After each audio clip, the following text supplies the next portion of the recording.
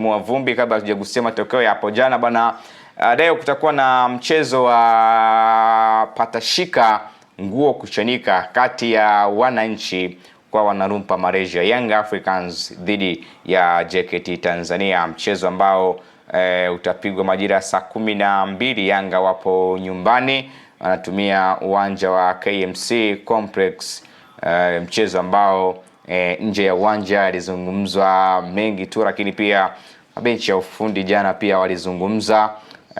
Maswali makubwa yapo kwa mwalimu wa Yanga, the way ambavyo anabainisha ama anatoa uchambuzi wake kuelekea michezo ambayo kwa sasa ameicheza. Ni mchezo mitatu by the way Tanzania bara, huo wa leo ni mchezo wa tatu. Kama kuna maswali yameanza kuibuka kwamba namna ambavyo mwalimu anaelezea kama na wagusa wapinzani kwa kiasi kikubwa. Hii inawezekana ikawa ni mbinu ambayo inamtofautisha kocha wa Yanga Mankoba Ngit na makocha wengine wa hapa Tanzania.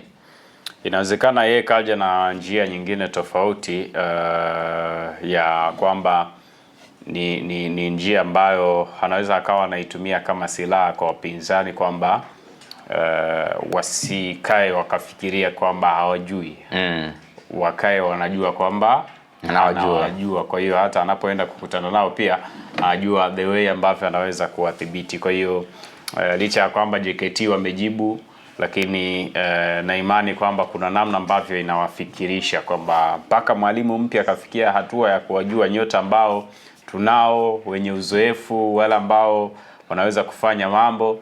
Inamfikirisha mwalimu wa timu pinzani, kwa sababu inawezekana kulingana na hicho alichokisema kocha wa Yanga, mwalimu akalazimika kubadilisha baadhi ya mbinu kutokana na wachezaji ambao amewataja, kwa sababu kama amewataja maana yake anajua ameshajipanga kwa ajili ya kuwazuia na kuwadhibiti. Sasa anafanyaje mwalimu ili isiwe kama alivyozungumza?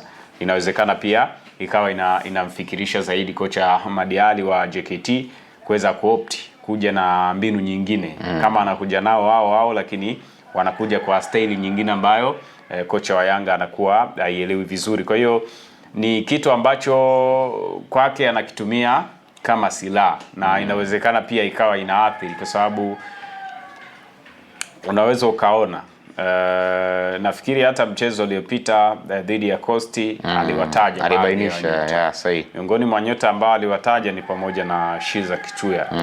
Sidhani kama alikuwa na mchezo mzuri kwenye ile game, kama aliangalia vizuri dhidi ya Yanga, na nafikiri alitolewa pia. Kwa hiyo kuna namna pia inawapunguzia concentration, hususan kwa mwalimu, sio wachezaji.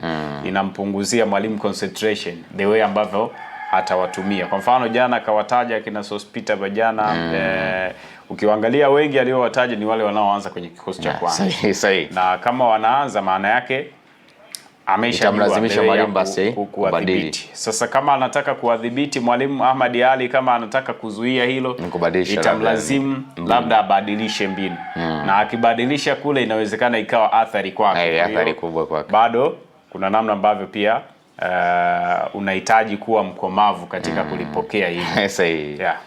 Bana, hicho ndicho ambacho alikizungumza kocha wa